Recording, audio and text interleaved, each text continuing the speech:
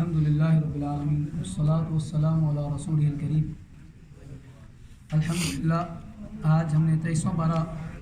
مکمل تلاوت اور سماعت کیا ہے۔ دعا ہے کہ اللہ کریم اس تلاوت اور سماعت کو قبول فرمائے، اور جو کمی کوتاہی رہ گئی ہے اللہ تعالیٰ اس کو اپنے فضل و کرم سے معاف فرمائے۔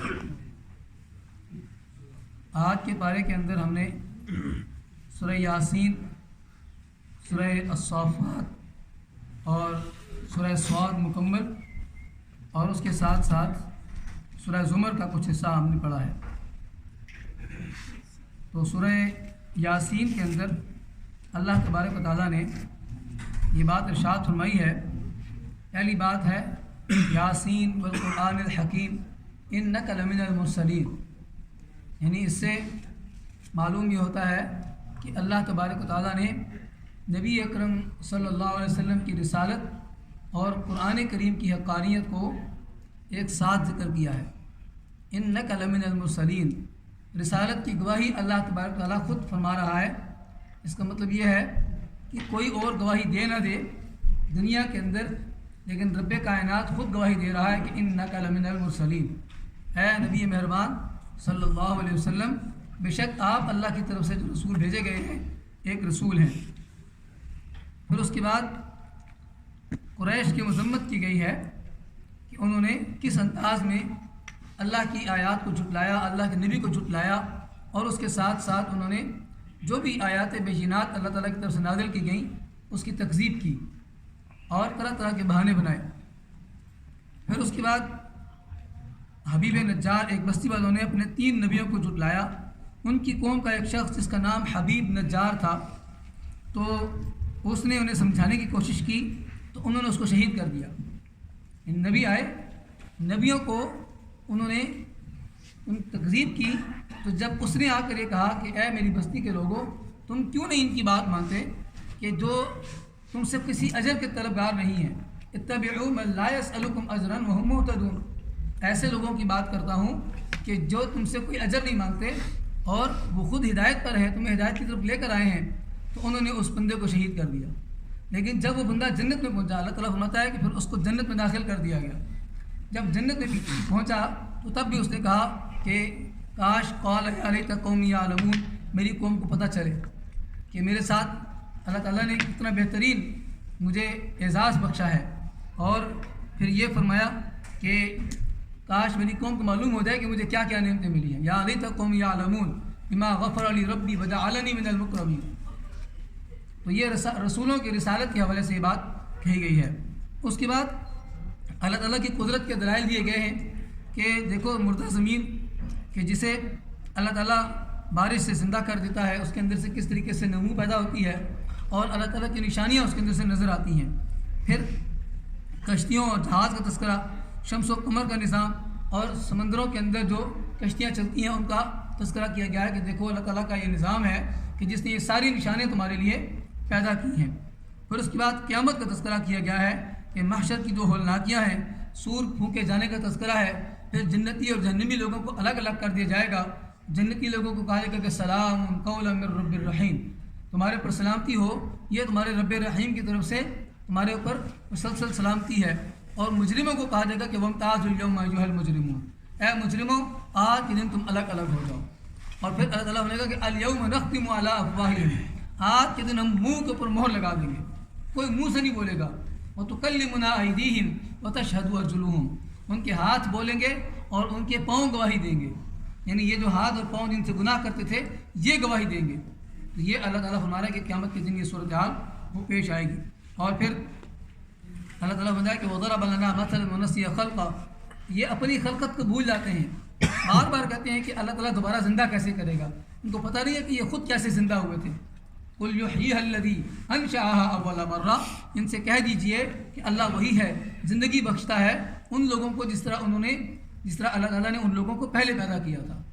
وہو بکل خلق علیم، ہر خلق کو، ہر ایک کی تخلیق کو وہ جانتا ہے اچھے طریقے سے، اور اس کے لیے کوئی مشکل نہیں ہے۔ انما امرہ اذا اراد شیئا ان یقول لہ کن فیکون، جب بھی وہ کسی معاملے کا ارادہ کرتا ہے کن کہتا ہے تو وہ کام ہو جاتا ہے۔ لہذا سبحان الذی بیدہ ملکوت کل شیء، اسی ذات کے لیے تسبیح ہے کہ جس کے قبضہ قدرت میں ہر چیز کا نظام ہے، وَإِلَيْهِ تُرْجَعُونَ، اور تم سب کو بھی اسی کی طرف لوٹ کر جانا ہے۔ سورہ صافات کے اندر دو باتیں ہیں، جہنمیوں کا باہمی لعن طعن اور جنتیوں کا خوشگوار مکالمہ،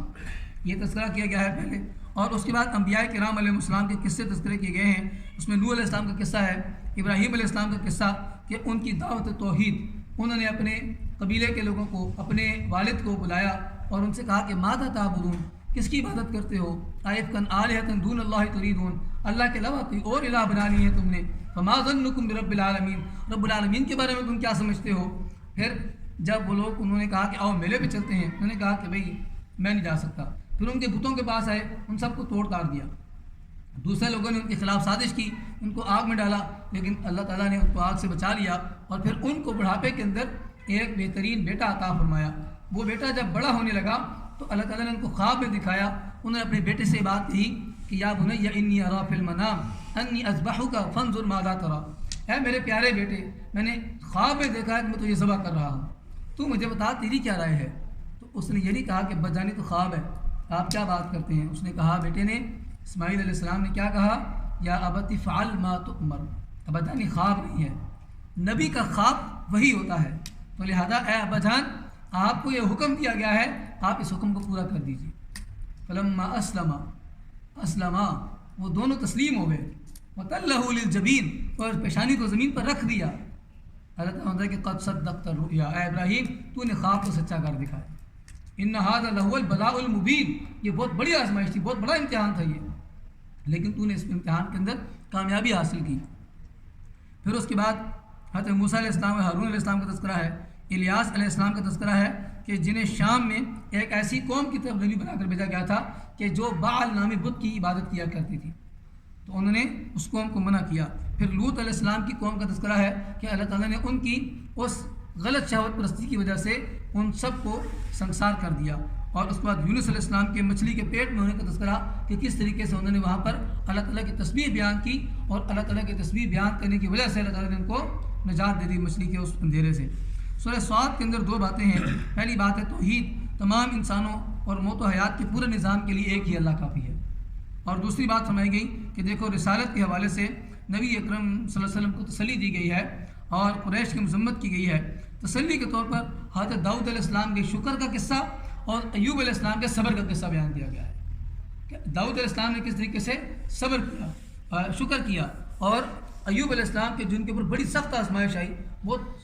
بڑی ایک سخت قسم کی تکلیف تھی ان کو، ان کے پورے جسم کے اوپر تکلیف کے آثار تھے، لیکن انہوں نے کبھی بھی صبر کا دامن نہیں چھوڑا۔ اللہ تعالیٰ ہوتا ہے کہ انما یوفی الصابرون اجرہم بغیر حساب، اللہ تعالیٰ صبر کرنے والوں کو بے حساب اجر عطا فرماتا ہے۔ سورہ زمر کا پہلا حصہ ہم نے پڑھا ہے۔ سورہ زمر کے اندر اس ابتدائی حصے کے اندر دو باتیں ہیں، پہلی بات قرآن کی عظمت کا تذکرہ کیا گیا ہے، تنزیل الکتاب من اللہ العزیز الحکیم،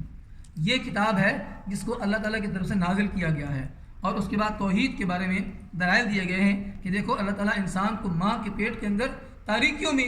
پیدا کرتے ہیں، اندھیرا ہی اندھیرا ہوتا ہے، وہاں پر اس بچے کے لیے کوئی نظام نہیں ہوتا، یہ اللہ تعالیٰ کی تخلیق ہے کہ اللہ تعالیٰ وہاں ماں کے پیٹ کے اندر اس بچے کو کس طریقے سے خوراک بھی دیتا ہے، غذا بھی فراہم کرتا ہے، اس کو زندگی بھی دیتا ہے، وہاں پر وہ بچہ سانس بھی لے رہا ہوتا ہے، حالانکہ اس کے اندر تو کوئی آکسیجن نہیں ہوتی، کوئی نظام نہیں ہوتا، ظاہراً دیکھنے میں تو اندھیرے در اندھیرے ہیں، لیکن یہ اللہ تعالیٰ کا نظام ہے کہ جس نے وہاں پر بھی اس بچے کو زندگی بخشی، اور پھر جب اس کو دنیا کے اندر وجود لایا تو پھر اس کو اپنی ہدایت کی نعمت عطا فرمائی، اور فرمایا کہ مشرک کی مثال اس غلام کی سی ہے جس کے کئی آقا ہوں، ایک بندہ ہے نا، اس کے کئی باس ہوں، تو وہ کس کی بات مانے گا، وہ تو ہر طرف سے پس جائے گا۔ تو مشرک کی مثال ایسے ہی ہے کہ جن کے کئی آقا ہیں، جس کے کئی باس ہیں، جس کی کئی جو حکم دینے والے ہیں، اس کو سمجھ نہیں آتی کہ میں کس کی بات مانوں اور کس کی رد کروں، اور جو مومن ہے اس کی مثال ایسی ہے کہ اس کا ایک ہی باس ہو، ایک ہی آقا ہو، ایک ہی آقا ہو کہ تو ظاہر بات ہے اس کے لیے بات ماننے میں بھی آسانی ہے، بات سمجھنے میں بھی آسانی ہے۔ تو مومن کے لیے ایک ہی رب ہے، اور مشرکین کے لیے بے شمار جو رب انہوں نے بنائے ہیں، یہ سارے کے سارے ان کے لیے وبال جان ہیں، دنیا کے اندر بھی اور آخرت کے اندر بھی۔ اللہ تعالیٰ سے دعا ہے کہ اللہ تعالیٰ ہمیں حقیقی معنوں میں قرآن کریم کو سمجھنے اور اس پر عمل کرنے کی توفیق عطا فرمائے۔ وآخر دعوانا الحمد للہ رب العالمین۔ آمین۔